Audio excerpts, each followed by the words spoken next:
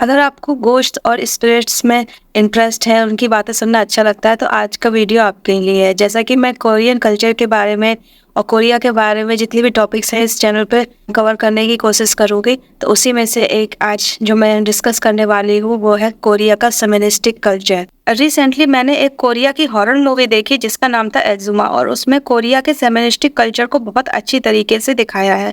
तो मैंने सोचा क्यों ना मैं अपने चैनल पर कोरिया के इस फेमिनिस्टिक कल्चर के बारे में लोगों को बताऊं, क्योंकि ये एक अच्छा टॉपिक है मेरे चैनल पर बात करने के लिए, जो कि एक कोरिया सेंट्रिक चैनल है। तो सबसे पहले बात करते हैं कि व्हाट इज फेमिनिज्म।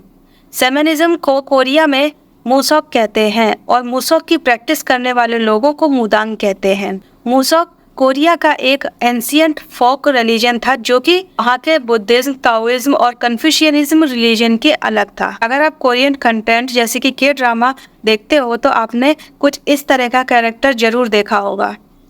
इस कैरेक्टर को समन कहते हैं और इसकी प्रैक्टिस जो लोग करते हैं उन पर यह बिलीव किया जाता है कि वो ह्यूमन वर्ल्ड और स्पिरिट वर्ल्ड के बीच में कनेक्शन स्टेब्लिश कर सकते हैं, और यानी कि वो गोस्ट और स्पिरिट से बात कर सकते हैं। जो लोग समनिज्म की प्रैक्टिस करते हैं उनके पास जब उनके क्लाइंट अपनी प्रॉब्लम्स को लेके आते हैं तो समन उनकी एंसेस्ट्रल स्पिरिट्स या फिर जो कोई भी स्पिरिट होती है उससे इंटरेक्ट करके उन्हें उनके लाइफ में हो रही प्रॉब्लम के बारे में बताते हैं और किस तरीके से उस स्पिरिट से छुटकारा पाया जा सके, इसके लिए वो एक स्पेशल रिचुअल करते हैं। जो लोग समन से हेल्प लेना चाहते हैं, ये जरूरी नहीं है कि वो समनिज्म रिलीजन को फॉलो करते हो। कोई भी जाकर अपने लाइफ में हो रही प्रॉब्लम के बारे में अगर उनको लगता है कि उनकी लाइफ में किसी बैड स्पिरिट या मिसफॉर्च्यून का कारण कुछ और है तो उसको लेकर समन के पास जा सकते हैं। यानी कि बेसिकली आपको समनिज्म को फॉलो करने की जरूरत नहीं है। अगर आपको हेल्प चाहिए तो आप सीधे समन के पास जा सकते हैं। समनिज्म की प्रैक्टिस करने वाले समन्स को मुदांग कहते हैं और ज्यादातर मुदांग्स फीमेल होती है।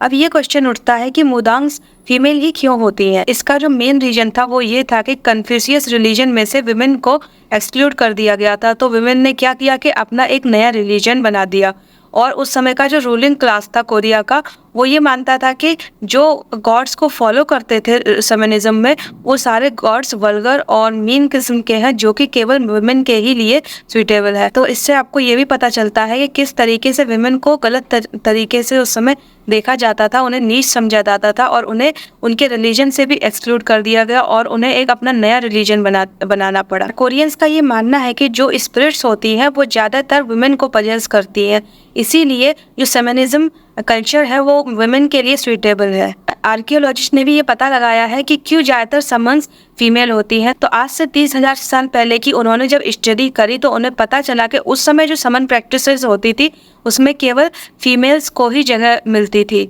इसीलिए पता चलता है कि आज तक समन कल्चर में फीमेल्स को ही इम्पोर्टेंस दी जाती है। अब बात करते हैं फेमिनिस्टिक रिचुअल की। तो कोरियन समन जिन्हें कि मुदांग कहते हैं वो स्पिरिट वर्ल्ड और ह्यूमन वर्ल्ड के बीच में एक साइकिक मीडियम की तरह काम करते हैं।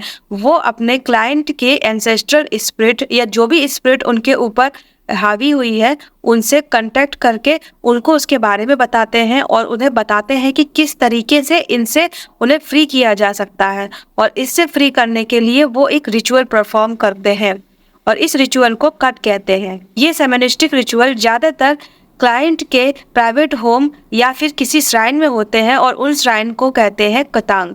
ये कतांग जो होते हैं वो किसी फॉरेस्ट या माउंटेन पर लोकेटेड होते हैं। तो वहाँ ये समन अपने क्लाइंट के साथ जाते हैं और कुछ और भी सिलेक्टिव लोग होते हैं जहाँ ये इस रिचुअल को परफॉर्म करते हैं, और इस रिचुअल को परफॉर्म करने के लिए वहाँ पे सॉन्ग्स, स्टोरी टेलिंग और डांस होता है और ऑफरिंग भी की जाती है जिससे कि गॉड और स्पिरिट को एंटरटेन किया जा सके, उन्हें खुश किया जा सके और उन्हें इस बात के लिए एग्री किया जा सके कि वो इस क्लाइंट की लाइफ से चले जाएं, जिससे कि वो अपनी लाइफ को सही तरीके से जी सके। क्योंकि क्लाइंट को पहले से ही ये लग रहा होता है कि उनकी लाइफ में जो कुछ भी हो रहा है उसका रीजन कुछ और ही है, क्योंकि वो तो काम सही कर रहे हैं लेकिन चीज़ें जो है उनकी तरीके से नहीं हो रही है, तो जरूर कोई ना कोई बैड स्पिरिट का इन्फ्लुएंस उनकी लाइफ पर है, इसीलिए वो समन के पास आते हैं।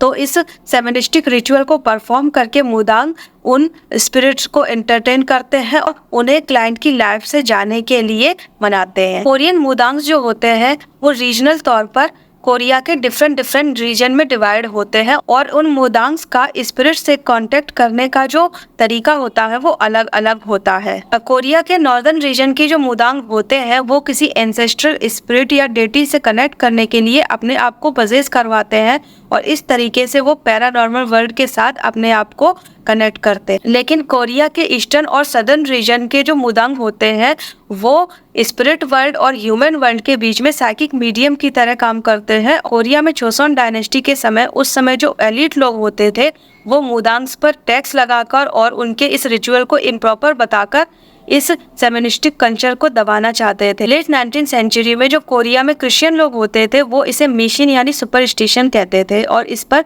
बिलीव नहीं करते थे। अर्ली 20th सेंचुरी में जब कोरिया जापान के अंडर था तो उस समय जो फोकलोरिस्ट हुए थे जो कि नेशन के लिए डेडिकेटेड थे, उन्होंने मूसॉक यानी कि सेमेनिज्म को एक नेशनल एंशिएंट रिलीजन की तरह माना और उन्होंने कहा कि ये कोरिया के कल्चर को रिप्रेजेंट करता है और इस तरीके से उन्होंने सेमेनिस्टिक कल्चर को सपोर्ट करना शुरू कर दिया। और इसके बाद जो उस समय के मुदांग्स थे उन्होंने ये रिस्पॉन्सिबिलिटी ली कि वो इस सेमेनिस्टिक कल्चर को आगे बढ़ाएंगे और इसके लिए प्रोटेस्ट करेंगे। मिड 20th सेंचुरी में नॉर्थ कोरिया की मार्क्सिस्ट गवर्नमेंट और साउथ कोरिया के न्यू कम्युनिटी मूवमेंट ने सेमेनिस्टिक कल्चर का पूरी तरीके से विरोध किया था। 1970s के दौरान साउथ कोरिया में जो सेमेनिज्म प्रैक्टिशनर्स थे जो कि प्रो डेमोक्रेटिक मूवमेंट यानी मिनजुंग से जुड़े हुए थे, उन्होंने सेमेनिज्म को कोरियन कल्चरल आइडेंटिटी के रूप में मानकर उसे आगे बढ़ाने का काम किया था। अगर किसी की डेथ यंग एज में हो जाती है जिसे कि अनटाइमली डेथ कहते हैं और उसकी डिजायर्स पूरी नहीं हो पाती है